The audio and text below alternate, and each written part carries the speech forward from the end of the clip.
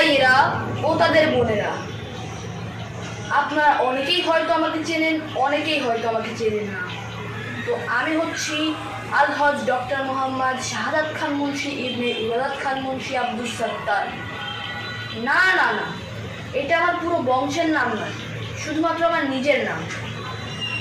তো আমি আপনাদের জেলার একজন এমপি পদপ্রার্থী। আপনাদের কষ্ট দেখে আমার বুকটা থেকে চৌচির হয়ে যাচ্ছে। আপনাদের এলাকার রাস্তায় অনেক গর্ত। আমাকে যদি আপনারা নির্বাচিত করেন তাহলে আমি সে সকল রাস্তা তৈরির উপকরণ পরিবর্তন করে দেব ইনশাআল্লাহ। ভাই সব, আমি দেখেছি আপনাদের সরকারকে যে রাজস্ব দিতে হয় তার পরিমাণ অনেক বেশি। আমাকে যদি আপনারা নির্বাচিত করেন তাহলে আমি এই রাজস্বের পরিমাণ পরিবর্তন করে দেব। ভাইয়েরা, আমি দেখেছি আপনারা যারা কৃষক আছেন তাদের যখন খেতে কাজ করতে হয় তখন পায়ে কতটা কাদা লেগে নোংরা হয়ে যায়। আমাকে যদি আপনারা ভোট দেন তাহলে আমি শুধু আমেরিকা থেকে আমদানিকৃত দামি টাইলস আপনাদের চাষের পুরো ক্ষেত জুড়ে লাগিয়ে দেব। এমনটা করলে তো আমরা চাষই করতে পারবো না। আপনি বরং নদী থেকে সেচ দেওয়ার ব্যবস্থা করে দিন, যাতে আমাদের চাষ করতে সুবিধা হয়। তাহলে ঠিক আছে, আমি সেচের ব্যবস্থাও পরিবর্তন করে দেবো। এছাড়া আমি দেখেছি আপনাদের এলাকায় দ্রব্যমূল্যের মূল্য অত্যাধিক। আমি যদি এমপি হই তাহলে আমি প্রত্যেক দ্রব্যমূল্যের মূল্যে আমূল পরিবর্তন আনার চেষ্টা করব ইনশাআল্লাহ। ভাইয়েরা, আমি দেখেছি আমার শ্রমিক ভাইদের যারা সারাদিন কর্মক্ষেত্রে কঠোর পরিশ্রম করে কিন্তু তাদের প্রাপ্য পারিশ্রমিক তারা পায় না। ভাইয়েরা, আমি কথা দিচ্ছি আমি যদি এমপি নির্বাচিত হই তাহলে আমি তাদের পারিশ্রমিকে লক্ষণীয় পরিবর্তন আনার চেষ্টা করব। শ্রোতাবৃন্দ, আমি দেখেছি যে আইনি সেবা যেন আজকাল অনেক দামি হয়ে উঠেছে। আপনাদের আইন সেবা পেতে অনেক অর্থ খরচ করতে হয়। আমি প্রতিজ্ঞা করছি আমি যদি নির্বাচিত হই তাহলে এক্ষেত্রেও খরচের পরিবর্তন করে দেব। পরিশেষে বলতে চাই, আমাদের সমাজ ব্যবস্থায় পরিবর্তন আসা অত্যন্ত পরিবর্তনই সর্বোৎকৃষ্ট পন্থা। এবারে ভোটে জিতবে কে? শাহাদাত বাবু আমাকে।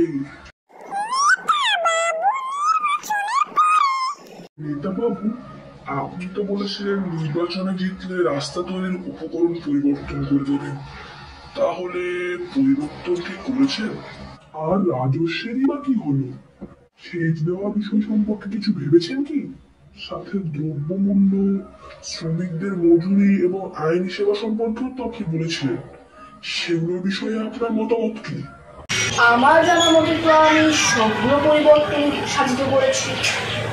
যেমন রাস্তা তৈরির উপকরণ সম্পর্কে যদি বলেন তাহলে আগে সস্তা রড দিয়ে রাস্তা তৈরি হতো, এখন ফ্রিতে বাঁশবাগান থেকে কেটে আনা উন্নত মানের বাঁশ দিয়ে তৈরি হয়। আর রাজস্বের কথা যদি বলেন তাহলে আগে সেটার পরিমাণ ছিল 2.5% মোট সম্পত্তি, আর এখন তার এসে ঠেকেছে 5%। আর সেচ দেওয়ার ব্যবস্থা পরিবর্তন করিনি, মানে আগে সেচ দেওয়া হতো মোটর থেকে তোলা পানি দিয়ে, আর এখন সেইটা দেওয়া হয় টিউবওয়েল থেকে তোলা পানি দিয়ে। কতটা বিদ্যুৎ সাশ্রয় হয় বলুন তো। আর তাছাড়া টিউবওয়েল চাপার ফলে কর্মক্ষমতা অনেক গুণে বৃদ্ধি পায়। আর দ্রব্যপণ্যের মূল্য কি যে বলেন মশাই, আপনার চোখে কি পড়ছে না? আগে বেগুন ছিল 70 টাকা, আলু ছিল 90 টাকা, আর ডিম ছিল 15 টাকা। আমি আসার পর সেটা পরিবর্তিত হয়ে এখন বেগুন হয়েছে 90 টাকা, আলু হয়েছে 110 টাকা, আর ডিম 20 টাকা হয়েছে। আপনাদের চোখে নেবা হয়েছে? এগুলো দেখতে পাচ্ছেন না? আর আগে ঘন্টায় শ্রমিকদের সর্বনিম্ন মজুরি ছিল 80 টাকা, এখন তার 60 টাকা। কি আমি পরিবর্তন করিনি?